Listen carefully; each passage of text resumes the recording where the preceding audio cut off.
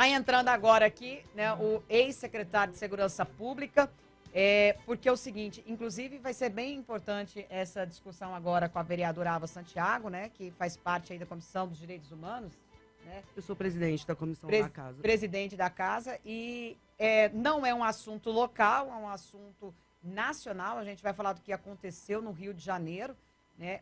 O que muita gente vem criticando, diz que houve excesso por parte da polícia, né? Porque foram mais de 20 mortes, agora já são 25 mortes.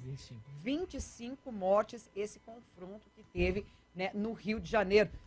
Muito bom dia, eu não dou conta de falar ex-secretário, e só Rodney fica estranho, vou falar secretário. Bom dia, Rodney. Bom dia a todos. Prazer estar aqui novamente. Pois e aí, essa questão do Rio de Janeiro, eu quero ouvir os dois lados, quero ouvir a vereadora Ava Santiago, que está hoje como nossa comentarista, e quero te ouvir também. Houve, de fato, excesso por parte, né, dos policiais, que foram, agora, até o momento, 25 mortes. Rodney, bom dia. Só fazer eu ouvi na terça-feira o secretário de Segurança Pública do Rio, após esse fato ocorrer, explicando à imprensa que o Serviço de Inteligência da Polícia do Rio de Janeiro havia constatado que esse grupo estava se preparando, é o chamado bonde, que eles chamam, né, que é para invadir a favela da Rocinha. Por isso que a polícia tomou essa atitude na terça-feira. A favela da Rocinha é considerada pelos traficantes a joia da coroa em termos de consumo, de tráfico de drogas. E esse grupo estava se preparando para invadir a favela no próximo final de semana, por isso que a polícia tomou essa atitude na segunda-feira. Assim, eu só acompanhei pela imprensa. Só acompanhei. Me dá esse microfone aqui, eu vou colocar esse microfone, porque o secretário ele fala muito baixinho. E o Lorde, né? Uma elegância. O ouvinte não escuta. Vamos lá.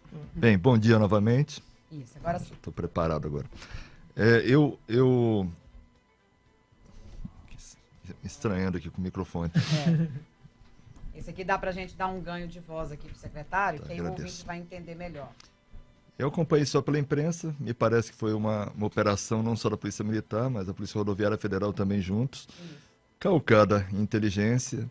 Ali, entrar em qualquer situação daquela no Rio de Janeiro hoje, até por conta de algumas decisões, no meu entender, equivocadas do passado, principalmente do Supremo, recentemente, coisa de alguns meses, ou 6 meses atrás, o Supremo proibiu que a polícia subisse ao morro. Quer dizer, isso aí a gente pode ver, a gente pode relembrar a época de Leonel Brizola, lá atrás, que também fez essa proibição e contribuiu para que as coisas ficassem tão belicosas, tão violentas como estão hoje lá. Eu ainda não vi o resultado da operação. Não vi o que foi apreendido, mas acredito que deve ter sido apreendido muitas armas, muitas munições. E aí vamos esperar também a análise do perfil dos confrontados, né, dos traficantes, enfim, se todos eles tinham ou não passagem, se estavam ou não estavam envolvidos. Acredito que por ser uma ação conjunta, não só operacional, mas também de inteligência, de uma Polícia Rodoviária Federal e de uma Polícia Militar do Rio de Janeiro, acredito que eles não tenham cometido excesso. Ava Santiago, que faz parte aí, é presidente da Comissão dos Direitos Humanos aqui em Goiânia, eu quero saber dela. 25 mortos, Ava, e desses mortos, vários inocentes. Pelo menos aí mais de 10 inocentes aí. A polícia exagerou? Pena cumprimentar aqui o secretário Rodney, estava secretário até recentemente. Dizer que, antes de falar como presidente da Comissão de Direitos Humanos da Câmara de Goiânia, quero falar como uma carioca da favela do Sapo, da Zona Oeste do Rio de Janeiro. Acho que vocês perceberam quando eu cheguei aqui que meus olhos estavam meio inchados porque eu chorei muito ontem por causa disso. Você é carioca? Eu sou da favela do Sapo e eu vim morar em Goiás porque eu perdi um primo de tiro na porta da igreja de 16 anos, saindo do culto na Assembleia de Deus, que meu pai era pastor. Meu Deus! Foi por isso que eu vim para parar em Goiás. Então, nós estávamos saindo do culto, meu pai, pastor Juscelino, meu tio, pastor Eliseu, que era também da mesma igreja, e meu primo Jonatas foi atingido por uma bala, por uma operação policial, uma troca de tiros. A gente não sabe muito bem o que aconteceu. O Jonatas ficou com uma bala no crânio por 9 horas numa enfermaria, porque não havia leito na UTI na cidade. Foi no ano de 2001.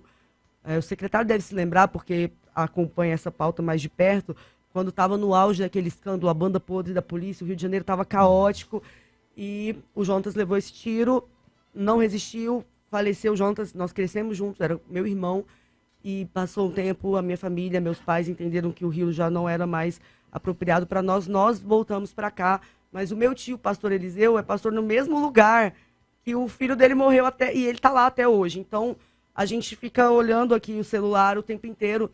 Isso é uma rotina da minha família, acompanhar para saber se está tendo tiro, para poder trabalhar.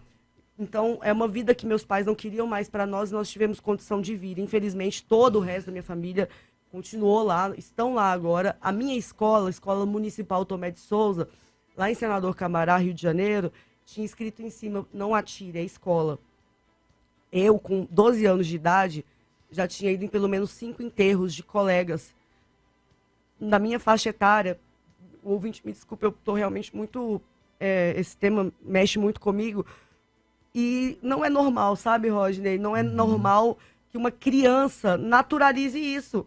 Sepultar colegas de escola, de ensino fundamental, que foram atingidos, alguns de uniforme. E esses meninos são pintados por muita gente que desconhece essa realidade como bandidos. E ainda que eles tenham cometido delitos, se o Estado brasileiro não for capaz de dar ferramentas para restituir a dignidade de crianças e adolescentes que são de comunidades precarizadas, que são faveladas como eu, tenho orgulho de ser favelada, é isso que eu sou, e o Estado que tira tudo de nós, todas as possibilidades. A minha família lá só vai na praia quando a gente vai visitar. O carioca não vive essa vida que as pessoas veem pela televisão. Meus parentes do Rio de Janeiro vão na praia 2, 3 vezes por ano, porque eles têm que pegar trem e ônibus para chegar na zona sul do Rio de Janeiro.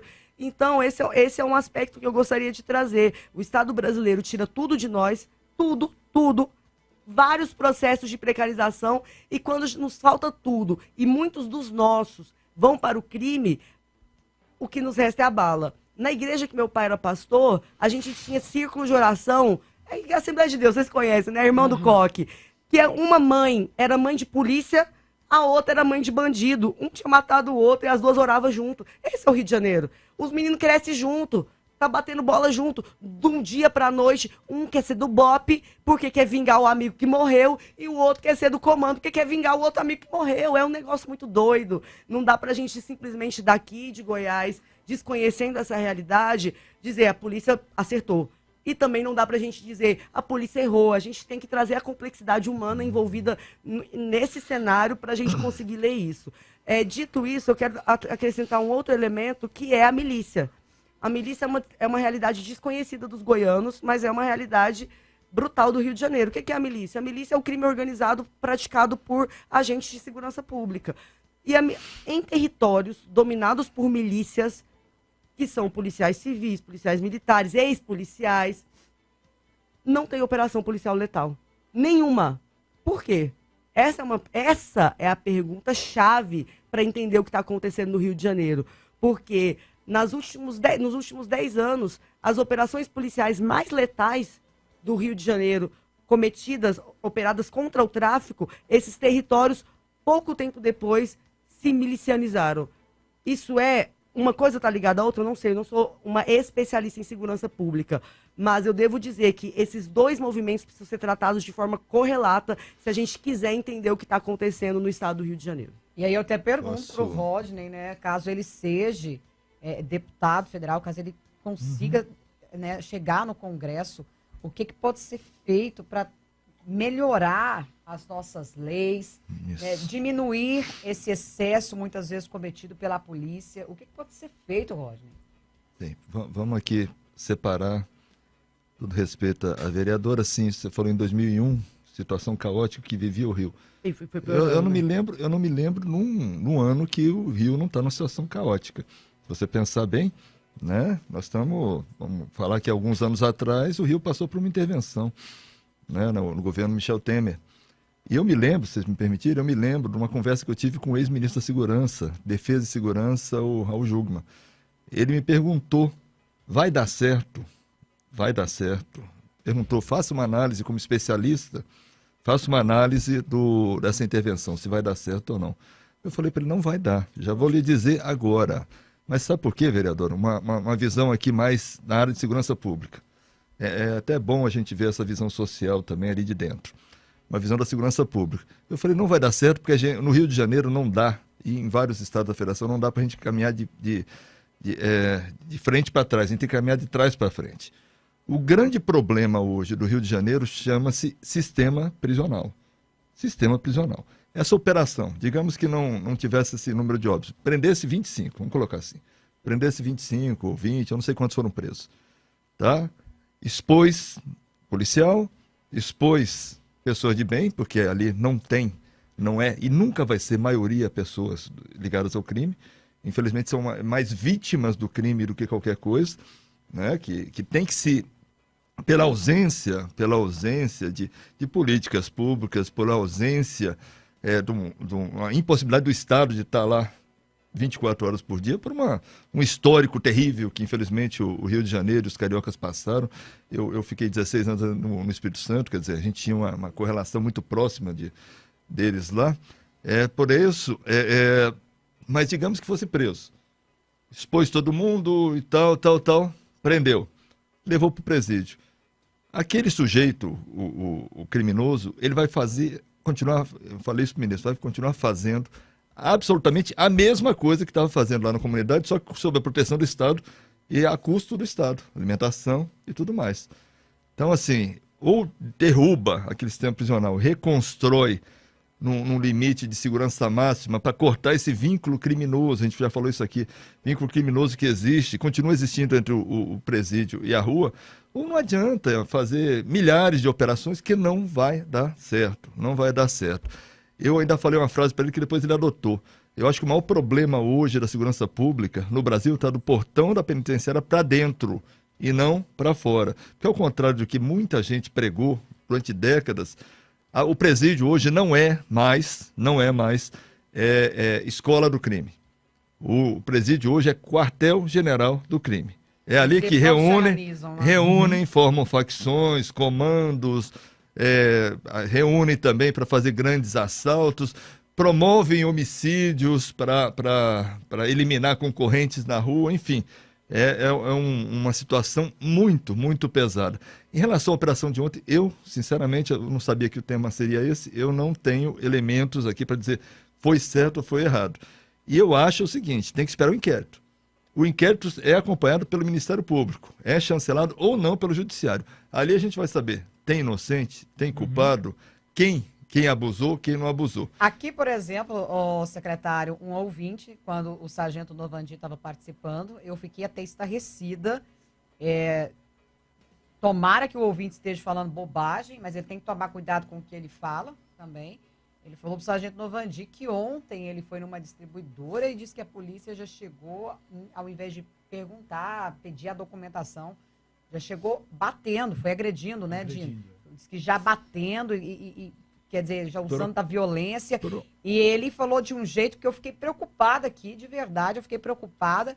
O ouvinte falando de um jeito assim, como se ele não confiasse na polícia, mas visse a polícia como algo ameaçador. Isso é ruim, isso é muito ruim. Isso é exceção, né? Vamos colocar, isso é exceção. E essa exceção, ela precisa não existir mais. Essa exceção, ela tem que ser expulsa, ela tem que ser eliminada. Já a vereadora Ava Santiago vai falar, até porque o sargento Novandi até fez uma acusação dizendo que pessoas dos direitos humanos defendem bandido, e ela pode até contrapor isso. Quem é dos direitos humanos realmente defende só bandido. Vamos para o intervalo comercial, continue com a gente, já eu tô de volta, mas antes eu quero te dar um recado. Ao ouvinte, chegou o super lançamento em frente ao Parque Cascavel, a 10 minutos do setor Bueno, residencial Inside Home, seu AP de 2 e 3 quartos, todos com suíte e lazer completo. Para você que quer comprar sua casa própria, chegou a hora, com parcelas a partir de R$ 800. Fale com Mari Diniz, consultora imobiliária, pelo 629-9901-9830. Sucesso FM. Todo dia. Todo. Fique ligado no Jornal do Sucesso. Aconteceu? A gente informa pra você. Aqui na Sucesso, milhares de pessoas cantam, enquanto o som do paredão toca, se divertem, ganham prêmios. E também vai naquela loja ali, ó. Eu vi uma promoção dela na Sucesso FM. colocam a sua marca em evidência. E mesmo sabendo que muitas empresas estão enfrentando dificuldades, a Sucesso preparou diversas oportunidades para você divulgar a sua marca. Anuncie na Sucesso FM. Entre em contato 3293-4676, WhatsApp 99910-1365 ou por e-mail comercial@radiosucessofm.com.br. Na Sucesso FM, seu negócio vai decolar. Sucesso FM, todo dia, toda hora. Sucesso FM. A Ciplac Luminosos atua há mais de 50 anos com excelência em comunicação visual. Por isso somos a maior empresa de comunicação visual do Centro-Oeste e atendemos todo o país. Trabalhamos com fachada em ACM, letreiros com e sem iluminação, totens, coberturas e sinalização empresarial completa, deixando sua marca em evidência. Ciplac Luminosos, tradição, qualidade e confiança. Fale conosco agora pelo WhatsApp 999811799. Olá pessoal, meu nome é Ravena Carvalho e começa agora o Minuto SESI Senai. Você sabia que os cursos técnicos Senai estão com as inscrições abertas? É a garantia de você mais preparado e ganhando mais. Afinal, novas oportunidades na indústria estão surgindo diariamente. É a chance perfeita para você que deseja ganhar um salário mais alto e mudar de vida. O Senai é a melhor escola profissionalizante de Goiás. E com a formação Senai, a sua trajetória será de sucesso. 8 em cada 10 alunos já saem empregados. Aqui em Aparecida de Goiânia, são cursos técnicos nas áreas de administração, química, eletromecânica e muito mais. Não perca tempo. Comece a transformar o seu futuro. Faça agora a sua inscrição. Ligue 4002-6213 ou acesse senaigoias.com.br/técnicos. Senai Goiás, formando campeões. Sucesso FM. Clínica SimMed. Endoscopia, colonoscopia, ultrassom, cirurgias é na Clínica SimMed em Trindade. Medicina de qualidade a preço acessível. Agende sua consulta ou exame. 984770077. 984770077. Responsável técnico Dr. Daniel Cabrini. SimMed, o sim que a sua saúde merece. Safari Caça Pesca e Camp. Temos o melhor atendimento, uma equipe especializada para melhor atendê-los, além dos mais variados produtos e os melhores preços para o seu bolso. Somos revendedores autorizados de armas e munições e emitimos o seu casse ou a posse da sua arma direto na loja. Pensou em pesca, camping e armamentos? Sua melhor opção é aqui na Safari, Avenida Anhanguera 8229, Setor Campinas. Telefone 62-3095-5003. Localiza Goiás, rastreamento, carro, moto, caminhão, segurança pra você, sua família, tranquilidade. Localiza Goiás, sem fidelidade, aparelho grátis. Com Localiza Goiás estou seguro. Localiza Goiás Rastreamento. Ligue 3142-1964. Fique ligado no Jornal do Sucesso. Aconteceu? A gente informa pra você. Dani, tô preocupado. Com o que, Paulo? As parcelas do financiamento do meu carro estão atrasadas e não tenho como pagar. Calma, Paulo. A Sete Capital pode te ajudar. A Sete Capital está presente em todo o Brasil. Negocia e reduz no mínimo 50% da sua dívida, podendo chegar a 80%. E ganhe tempo para pagar. Não é revisional, é negociação amigável com os bancos. Parcelas atrasadas ou em dia, temos a solução. Agende uma análise frete gratuita. Avenida Rio Verde, WhatsApp 98273-9091. Ela chegou e chegou para todo mundo. Clínica Médica SESI. São várias especialidades para consultas e exames em um único lugar. Na esquina da Avenida Tocantins com a Avenida Anhanguera. Bem fácil de chegar. Ah, trabalhadores da indústria e dependentes têm condições especiais. Para marcar, ligue 3216-0400. Não precisa de convênio nem plano de saúde. Clínica Médica SESI. É saúde com qualidade SESI para todo mundo. Manhã da Sucesso. De segunda a sábado, às 9 da manhã. Sucesso! Voltamos a apresentar Jornal da Sucesso. De volta, 8 horas 34 minutos, 8h34. Já a vereadora Ava Santiago vai falar, porque agora eu tenho uma informação antes para trazer aqui para o ouvinte, porque é o seguinte, ó, homem morre sufocado em câmara de gás dentro de carro da PRF. Genivaldo de Jesus Santos tinha 38 anos e foi vítima de abordagem truculenta por parte de policiais rodoviários federais no estado do Sergipe. Os moradores de Umbaúba, litoral sul de Sergipe, flagraram uma abordagem policial violenta ontem e resultou em morte. Um homem não resistiu depois de ser preso por 2 policiais rodoviários federais dentro de uma espécie de câmara de gás montada do porta-malas da viatura da PRF. Quem estiver acompanhando a gente pelas redes sociais, Facebook, também YouTube, visualizem lá, ouvinte, olha o momento que os policiais, né, os PRFs, colocam esse homem, né, que segundo aí os familiares tem esquizofrenia, ele tem problema mental, eles colocam lá e assassinam esse homem dentro da viatura. Por sorte, né, foi filmado. E é por que a gente está levantando esse assunto aqui? Porque o ex-secretário de Segurança Pública, Rodney Miranda, ele é pré-candidato a deputado federal. E eu estou aqui pedindo encarecidamente para ele, porque a gente não quer criminalizar, né, as Forças Armadas. A gente não quer criminalizar a polícia. Nenhuma esfera, nem polícia militar, nem civil, nem PRF, nem federal, enfim. A gente não quer criminalizar o trabalho da polícia, pelo contrário.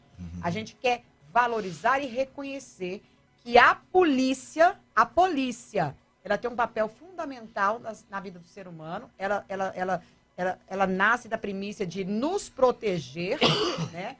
Só que aqueles bandidos de fardas, aqueles criminosos, assassinos, eles precisam ser urgentemente eliminados, eles precisam ser expulsos da corporação. Não tem que ter corporativismo, Rodney Miranda, em hipótese alguma, como vem acontecendo. Não vem acontecendo, por favor. Entendeu? Não, Ravena, não vem acontecendo. Não, você me permite, Ravena? Eu vou lhe falar. Só um minuto, Ravena. Eu queria colocar aqui uma experiência pessoal. Eu frequento o Rio de Janeiro há mais de 45 anos, conheço muito bem o Rio de Janeiro, conheço mesmo, desde da Baixada, São João de Meriti, Caxias, já subi no Morro da Mangueira, sou mangueirense, eu frequento, até o ano passado a minha filha morou 8 anos no Rio de Janeiro, e eu conheço também a realidade das favelas de São Paulo, como paulista que sou. Quando eu estava no meu mandato, né, de sextas e sábados, eu atendia as pessoas no meu gabinete lá em São Paulo.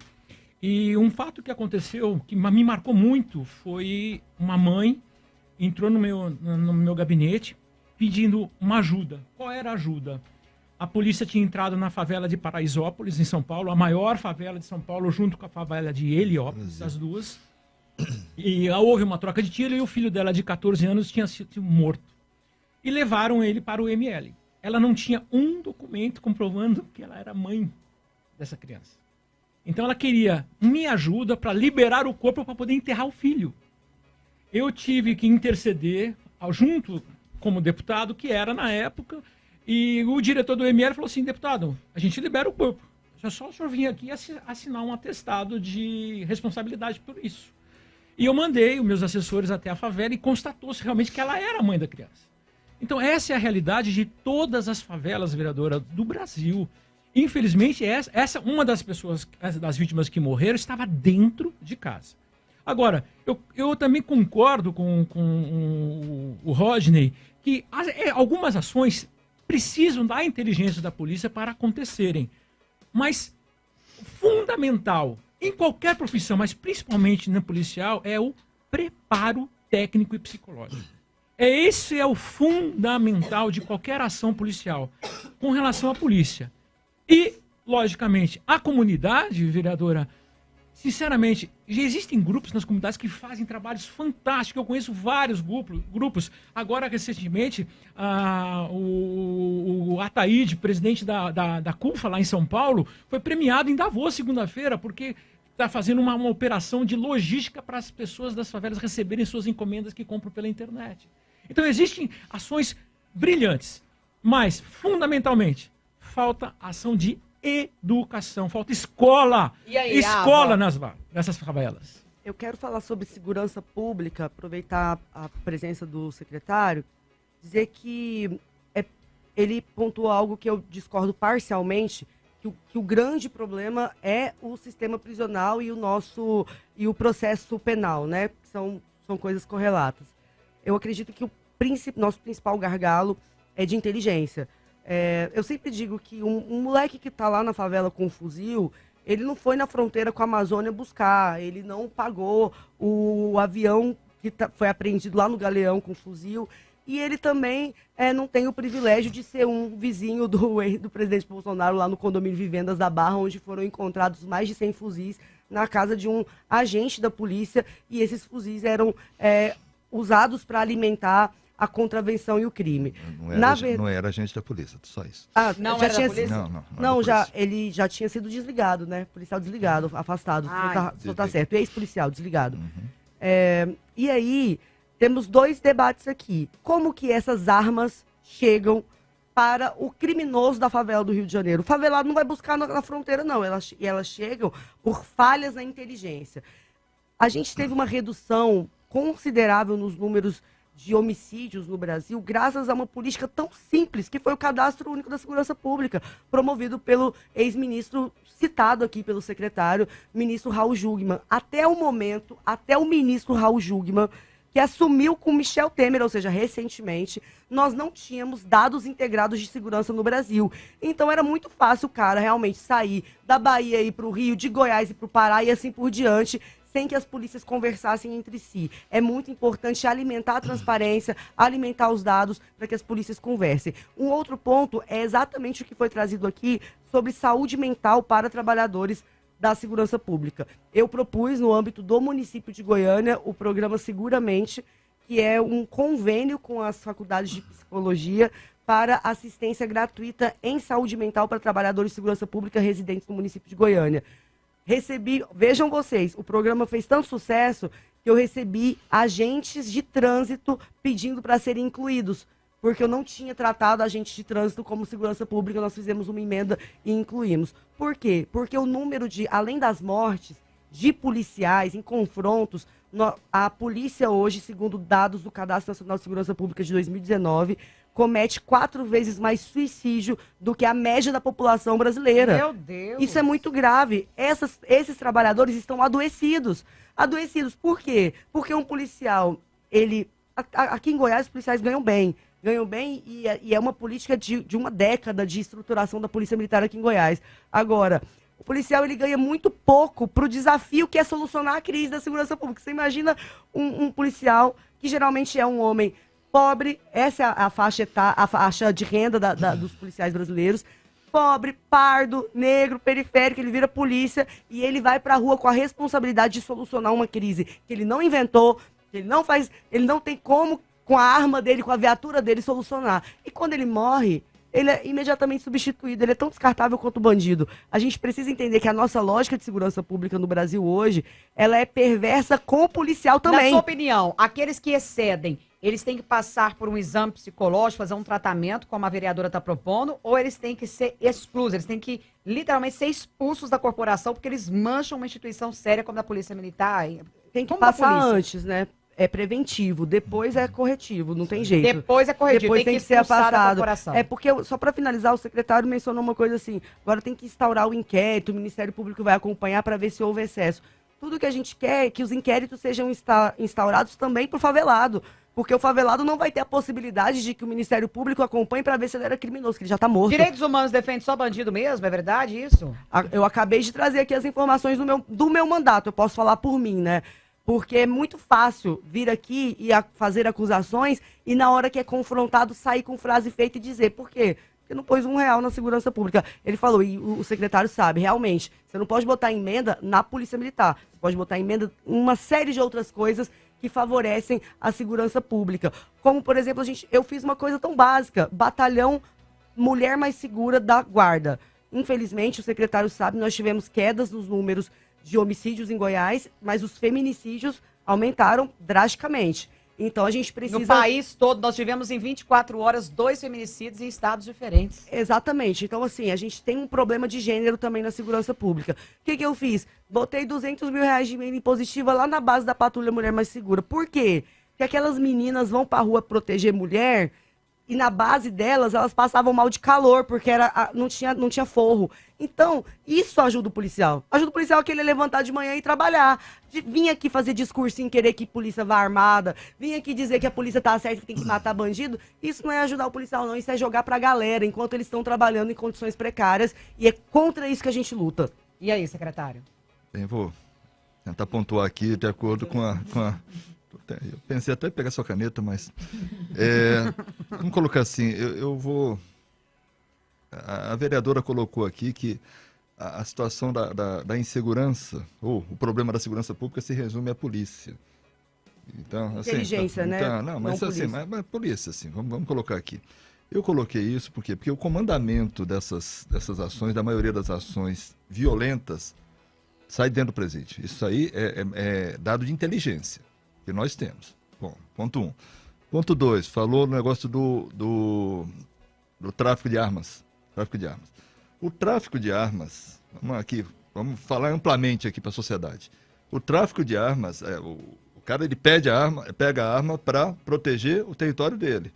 Aqui o Rocinha, não sei o que foi invadir, enfim, o território dele. Quem alimenta isso?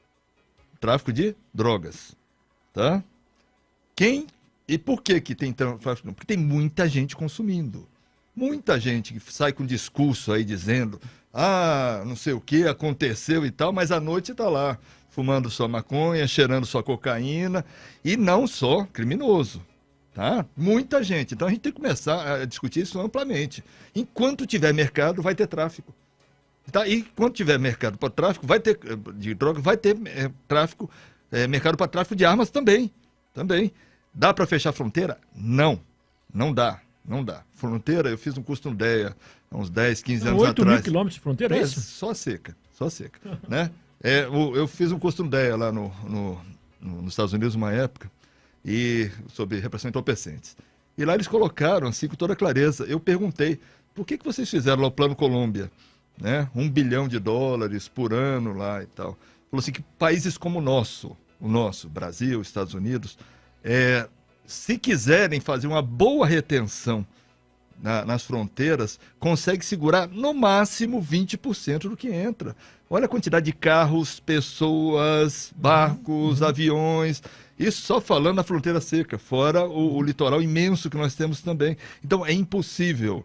Então a gente tem que começar, o Denis colocou muito bem aqui, eu defendo, assim, que a gente tem uma política mais agressiva, não vou colocar agressiva porque não dá para falar agressiva com criança, mas mais incisiva com as nossas crianças a partir do ensino fundamental. Uma sugestão, vereadora, para que as crianças já comecem a ser conscientizadas já na primeira infância, no 5, 6 anos de idade, de que a droga mata, de que a droga vai acabar com ela, que a droga vai acabar com a família dela. Tá? A gente tem que fazer essas pessoas ficarem traumatizadas, essas crianças nascerem traumatizadas, crescerem traumatizadas com a droga, porque em algum momento alguém vai chegar, e às vezes até familiar, e vai oferecer. Se ela não estiver preparada para dizer não, a gente ela vai acabar entrando, porque a gente não consegue ficar 24 horas por dia em cima disso. Eu falo isso, vereador, porque eu tenho 4 meninos e eu criei eles desse jeito. Assim, tem que ter medo, tem que correr, tem que fugir, tem que dizer não. Tem que dizer não, senão você vai acabar com você, vai acabar comigo, vai acabar com sua mãe, vai acabar com todo mundo. Com todo mundo. É igual aquela história da criança que botava o dedo na tomada, né? Tomava um choque e não botava mais.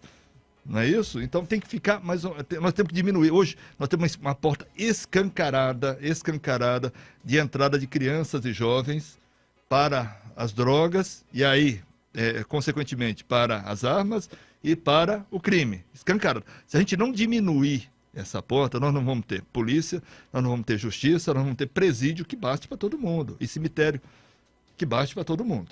Baste para todo mundo. Então, assim, isso aí eu estou falando já há 20 anos.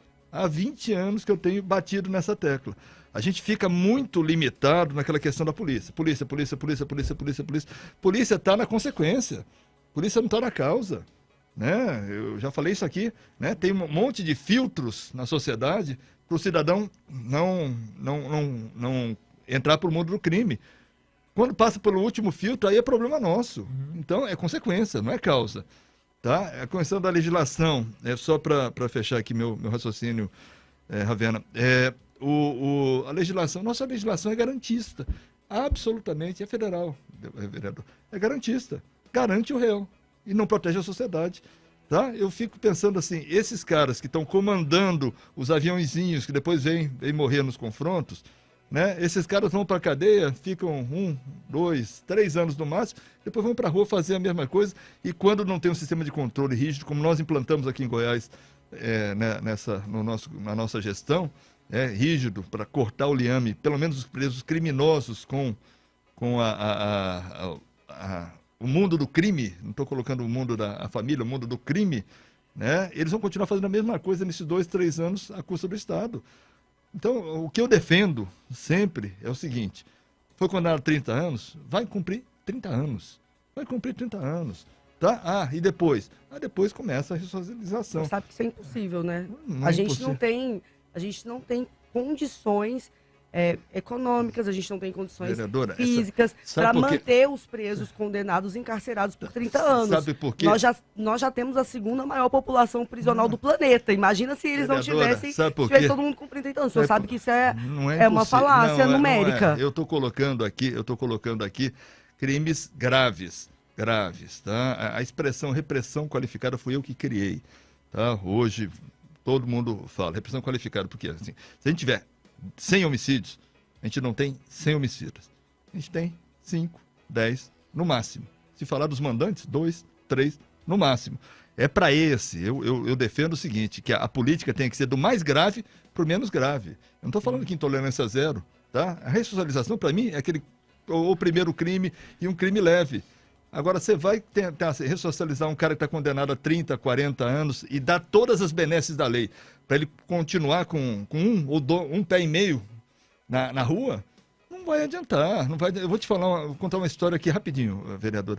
Eu, quando era secretário do Espírito Santo, tinha um traficante lá, já contei isso aqui, mas vou repetir rapidinho, que um traficante lá que tinha tentado me matar, assim, fez um plano para me matar e tal, foi capturado, foi preso.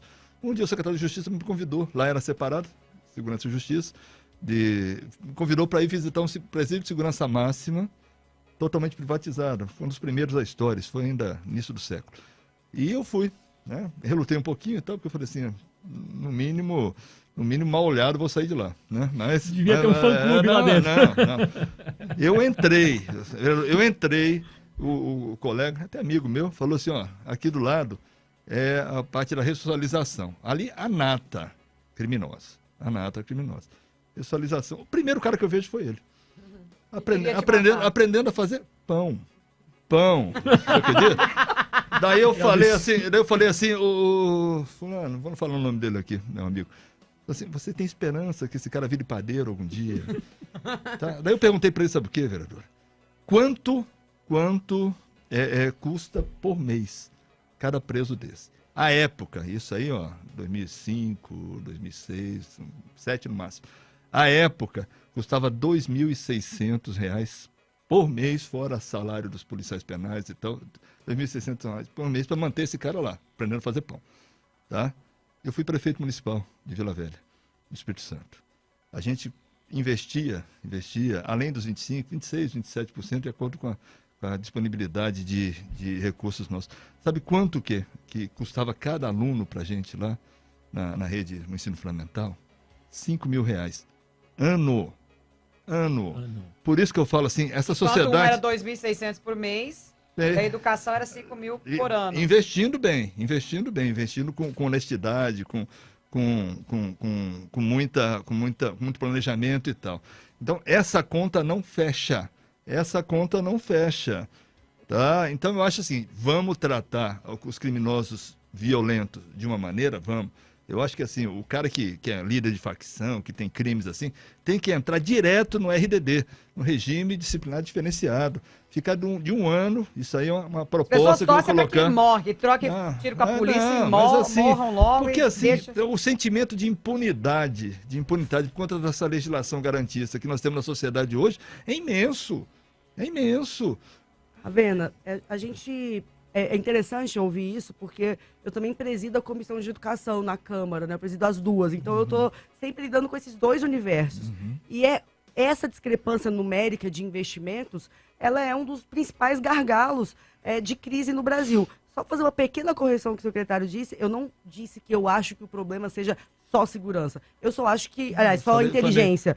Eu acho que inteligência é um problema maior do que o sistema prisional. Porque quando você investe em inteligência, você também consegue obter até os dados do complexo prisional. E aí, eu vou pegar Goiás aqui. Recentemente eu fiz uma ação lá no complexo prisional, porque os agentes fizeram um pedido para nós, porque eles estavam, durante a Covid, tendo dificuldade de acesso a equipamento de proteção pessoal. E a gente fez uma operação, a gente levou e tudo. Mas isso é o básico, porque em 2019 eu fiz uma ação lá também, eu não era vereadora ainda, porque os agentes estavam sem luva para atender presos que estavam com sarna. Então, se a gente for pegar as miudezas da história, o secretário contou uma história do cara que quis matar ele e estava lá fazendo pão. Eu posso também contar uma história de alguém que foi preso por um crime fortuito e, infelizmente, teve a vida ceifada numa briga de facções dentro do presídio. Isso acontece também. Então, as histórias individuais, elas vão moldando imaginários. A gente está falando de um problema muito mais crônico. Que eu só queria conhecer, vereadora, um homem que cometeu um crime bárbaro e que foi preso e que ele conseguiu ressocializar, voltou a viver em sociedade, hoje é um pai de família e trabalhador. Não, geralmente... Eu também não conheço. Geralmente não existe essa possibilidade. E quando ele chega a cometer um crime bárbaro, ele precisa, e aí eu preciso discordar frontalmente do secretário, o sistema garantista não é garantia contra a sociedade, é garantia de todos nós. De todos nós. Agora... Garantista contra o poder público que está afetando a sociedade. Mas só para concluir, deixa eu concluir, que eu não interrompi o senhor para concluir meu raciocínio. Dizer o seguinte, nós temos um Estado que ele tem uma legislação garantista, só que ele não garante a execução da sua própria obrigação. Porque se o Estado garantisse, por exemplo, a legislação penal, se a gente tivesse hoje em Goiás ou em qualquer estado brasileiro a legislação penal cumprida à risca, nós não teríamos réus primários, como nós temos hoje no complexo prisional, cumprindo pena com reincidentes. O Estado brasileiro é o primeiro a descumprir sua própria legislação que diz que é garantista. É garantista, mas o Estado cumpre? Vou trazer um outro exemplo, socioeducativo. Socioeducativo, as pessoas acham que existe impunidade para adolescente, mas elas nunca foram no socioeducativo, ele é igual um presídio. Ele é igualzinho um presídio. No socioeducativo aqui de Goiás, e eu, como antes de ser vereadora, era presidenta do Conselho Estadual de Juventude, fui lá em Lusiânia para uma intervenção, porque um adolescente matou o outro enforcado com lençol, um crime bárbaro, crime de adulto, porque xingou a mãe. Mas sabe o que é o interessante? Os dois estavam cumprindo pena por furto, junto com um adolescente reincidente que estava cumprindo pena por homicídio, na mesma cela, uma cela desse tamanho. Pergunta se o socioeducativo, não só em Goiás, no Brasil inteiro, ele ressocializa. Ele não ressocializa, essa era a função dele. Então, como é que eu posso dizer que o Estado brasileiro é garantista contra o poder público, se o próprio poder público não dá as garantias que a legislação determina? Que horror não saber disso. Se o menino que furtou é colocado junto com o menino que matou... Aí eu vou esperar o quê? Podre faz a contaminação. Eu vou esperar o quê? E é do Estado que tinha que mantê-los separados. E o Estado não mantém. Gente, o jornal acabou, não acredito. Só um minutinho. Não, eu tô passada. E essa discussão é maravilhosa, secretário. Eu posso voltar? Os dois. Então, semana que vem, deixa eu te falar, eu e o secretário, nós dois vamos virar deputado federal e a gente faz essa discussão lá em Brasília. Pronto. Semana Agora que sim, vem a gente quem furta e quem mata, menores... 3 anos no máximo, só para encerrar minha participação. Obrigado.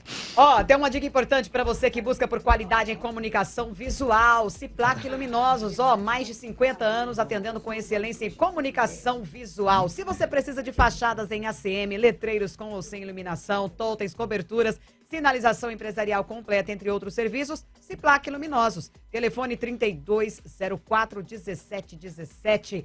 E eu quero falar também da Clínica Simed. Ó, Clínica Simed tem preço popular e fica a 100 metros da Igreja Matriz. Ligue agora e marque sua consulta ou exame pelo 98477-0077. Medicina a preço acessível. Sucesso FM. Todo dia. Toda hora. Obrigado aos nossos convidados. Dá tempo nem de despedir, gente. Estourou o horário. Pelo amor de Deus, tá vendo?